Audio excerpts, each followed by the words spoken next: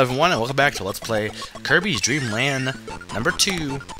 And I am your host, Mega Freak 400, and we're going to be continuing this game, this awesome game. And ice baby. Okay, I shouldn't have done that. So, let's start off by talking about Mr. Frosty. I think that's his name. Let me make sure. Mr. Frosty. He's been in a lot of Kirby games, actually. He's probably, I'd say, one of the most recurring bosses. Recurring mini-bosses. Maybe I'm wrong, though. I know he's in Superstar. I think. I know he's in... Oh, he's in quite a bit. But anyway, we got Kind's ice ability, as I mentioned, I think, earlier, first video this week. It's actually a very good power, because it's an ice shield. And if you know when to use it, you can freeze everyone. But if you use it for too long, Kind will become a frozen fishicle. He will become just a block of ice, but that's not too bad.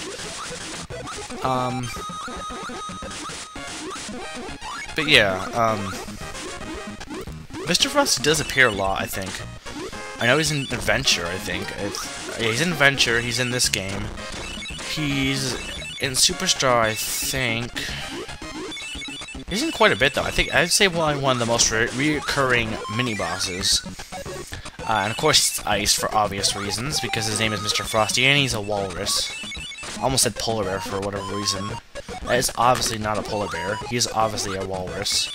Or, well, I guess it could be... He's obviously not a polar bear. And I don't know why exactly I'm continuing using Kind, though. You could continue using him because you do need him soon, and it's for the rainbow drop, which is a pain. But yeah, see, that's why Kind could be a little bit of a nuisance in terms of ground, because you have to jump, and he's slow and sluggish. He's not. It's mostly just jumping, almost. Like, you can't even just... Like, when you walk, he's kind of, like, really slow. Now, that's slow with the rainbow drop. I'm not going to get it until next episode. I'm going to be the boss in this episode, and then I'm going to get the rainbow drop, because it is a real pain. I did, like, the majority of it off-screening, because I had to do several attempts. I'm sorry if anyone is annoyed by that, but I really didn't want to show every single attempt, because it does take a while. There, got Gooey.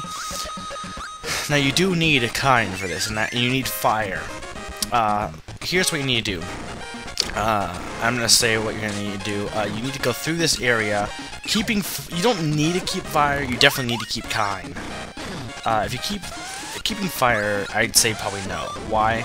Well, if you keep fire, there's one part coming up, like right here, where it's much easier just to suck up the blocks, as you'll see right here, than it is to actually attempt to hit him with the fireball.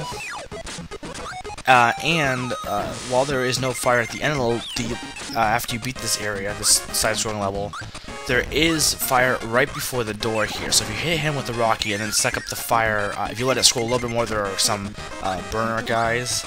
If you suck them up, you didn't see them, but they are there, I'm pretty sure. If you suck them up, you will be able to, I lost Kind, get the firepower up here. You need to use the firepower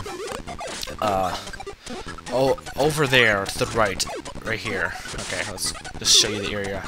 You'll see we get it tomorrow. And I just get Kind of this area, and then I show you how to do it. And I die. First death of the game. I remember I did a ton of those deaths in Kirby Adventures, like later on. Because like really early, like the game's not that hard, and it's getting a lot harder. Not too difficult. That's where you need to go take Kind to get the rainbow drop. But again, I'll show that next episode. But yeah, I'm not gonna put any of the deaths at the end of the episodes like I did before for Kirby's Adventure, for a few reasons. A, I'm lazy, just to be honest. I don't really feel like doing a ton of editing if I don't have to. And B, yeah, by cutting him out, it makes it seem like I'm much better than I am, even if I put him at the end, you know? So this is just showing you the true me, to an extent. But there we go. Now let's go face the Ice Dragon. The Ice Dragon is the boss of this level. For obvious reasons, his name is pretty clear why he's called the Ice Dragon. I would hope so. He actually appears in Dream Land 3 as a drawing, along with Sweet Stuff. I didn't mention that. I don't think he appears anywhere else, though. So he's fairly simple. If you're not using a power when he crashes like this, you want to suck up the ice. and then hit them. And watch out when the ice falls and it like splits like that. You don't want to hit the ones on the ground because they'll damage you. And you can't suck up those things on the ground. I kept trying several times. You can't. Don't even attempt to. You'll just get hurt. He's not too hard though. He's probably one of the easier bosses. Well, besides Wispy Woods. Wispy Woods is just the easiest boss ever in the history of Kirby, though. For the most part. Doo-doo. I died. That sucks. I forgot I died there. Anyway, I'll show you the battle again. So in the meantime, while I'm facing the Ice Dragon, I want to talk about Spirit Tracks real quick. I'm still looking forward to that game. And notice there's kind of spoilers, but it's spoilers that were officially announced by Nintendo, and they happen really early in the game, so I don't really consider them spoilers. It's like in terms of Bowser and the story, knowing that you journey inside Bowser to an extent. I mean, like, that's basically was advertised by Nintendo, so that I don't consider that a spoiler. But if you don't want to listen, then, you know, don't listen to this. Just go forward a little bit, or just don't watch the rest of the episode. I don't know.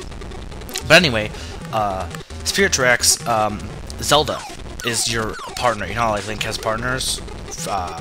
King of Red Lions, Midna, Navi, the Devil Fairy, Celia, who is a little better than Navi, but she's also the annoying voice. Zelda is your partner.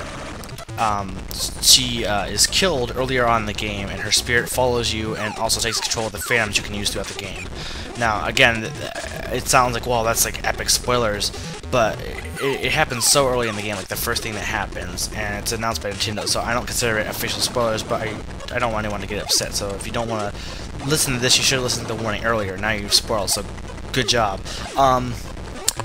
And yeah, they're trying to. It definitely takes place after Phantom Hourglass. It said 100 years, but it might take longer. There's also at least one character from Wind Waker that appears again, but we don't know if he's just an older version or if he's actually another person entirely. I think he's, and it's not the one that appears in the trailer. It's a different one.